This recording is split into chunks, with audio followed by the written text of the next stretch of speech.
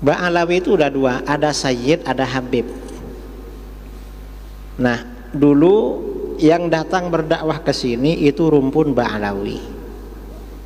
Jadi pada abad ke-6 Hijriah ada konflik di Yaman. Negeri Yaman diserbu oleh Ayyubiyin. Oleh Ayyubiyin ini anak cucunya Sultan Salahuddin Al-Ayyubi. Akhirnya banyak meninggal, sampai Sadah itu Sayyid Ba'alawi yang habis. Sejak itu yang musnah itu dua marga. Marga Bani Jadid, kan Sayyid Alawi bin Ubaidillah itu anaknya kan ada tiga kan. Sayyid Alawi bin Ubaidillah, kan ada Basri, ada Jadid. Basri sama Jadid ini, terus Alawi. Yang Bani Basri, Bani Jadid itu musnah karena terbunuh semua, kecuali seorang perempuan yang meninggal terakhir abad ke-7. Musnah waktu itu.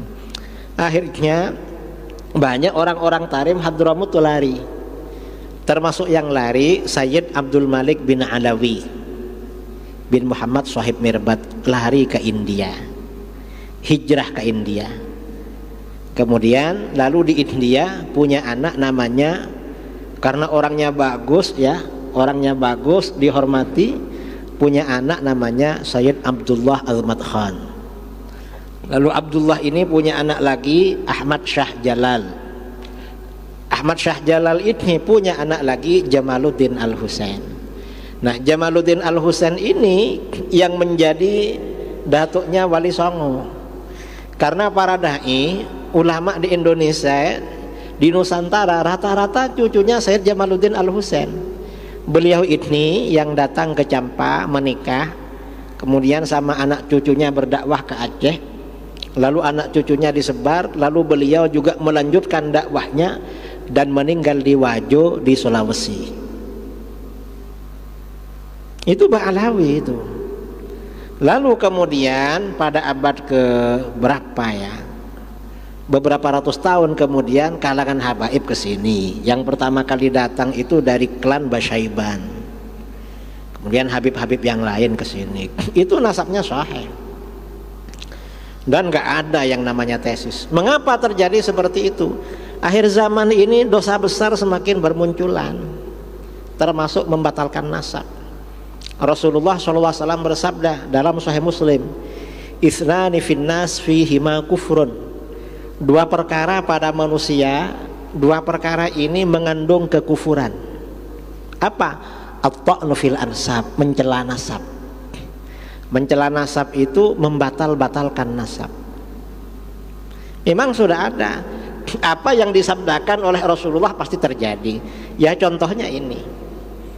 Dan sekarang kelompoknya ini yang dibatalkan bukan cuma nasabnya Habib, nasabnya orang Jawa dibatalkan semua. Sama ini. Mengapa kelompok ini sudah berani ngomong bahwa penduduk Jawa itu bukan anak cucu Nabi Adam?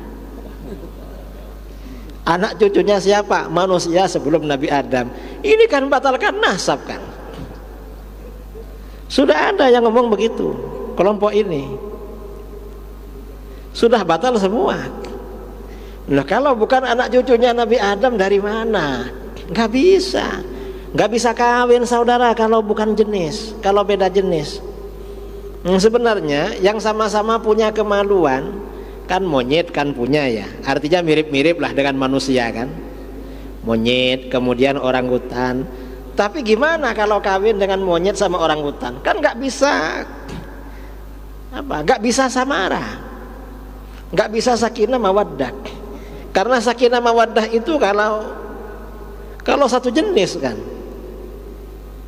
yang bisa mawaddah. Kita ini orang Arab, kita dapat orang Arab oke, dapat orang Cina oke, dapat orang Eropa oke. Orang mana? Mengapa?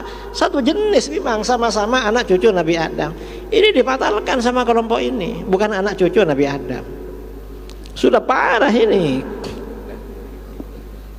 Cuma saudara ya kurang mengikuti sebenarnya itu.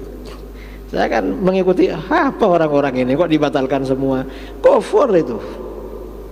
Mengapa kufur? Karena di dalam Al-Quran ya Bani Adam kan, wahai anak cucu Adam. Berarti keliru Al-Quran bilang ya Bani Adam. Makanya kufur itu. Ada kufur-kufur di ini ya, masalah nasab. Jadi kita jangan ikut-ikut itu. Habib-habib itu kalau yang memang benar-benar habib itu nasabnya sahih kepada Rasulullah SAW. Sahih memang, enggak perlu diragukan. Kadang-kadang yang dijadikan bahan menghujat itu habib-habib yang nakal-nakal.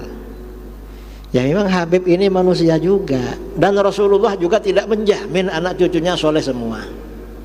Enggak ada jaminan. Makanya Rasulullah bersabda, wahibbu ahla baiti li hubbi, cintai keluargaku karena mencintai aku. Artinya apa? Jangan mencintai keluargaku karena soleh. Karena kalau mencintai Habib karena soleh, sama yang gak soleh gak suka kita. Kalau mencintai Habib karena alim, sama yang bodoh gak suka. Mencintai Habib karena khair, baik, suka ngasih uang, sama yang minta-minta, yang dabir-dabir gak suka. Ya mengapa? Ya memang seperti itu. Ya kita ini cinta karena cinta kepada Rasulullah. Dan Habib-habib itu levelnya beda-beda. Kalau Habib yang alim, yang soleh, maka selain dicintai juga menjadi teladan, menjadi panutan. Kalau cuma Habib saja tidak soleh, ya cinta aja lah. Lalu Habib tidak soleh masih bodoh lagi, ya cinta aja, tapi jangan disuruh ceramah. Keliru loh, kok itu suruh ceramah Habib itu? Ya jangan kalau nggak bisa apa-apa. Yang alim mereka ini banyak juga. Sekarang ini karena Habib kadang-kadang disuruh ceramah, viral, akhirnya ceramahnya ngawur itu. Kan ada Habib-habib yang viral nggak bisa baca kitab itu, dan ceramahnya ngawur terus. Yang begitu jangan diundang suruh ceramah, ya dihormati aja, dicintai aja. Lah Habib yang nakal dari dulu ya ada Sayyid yang nakal, bukan cuma di sini, hatta di Mekah.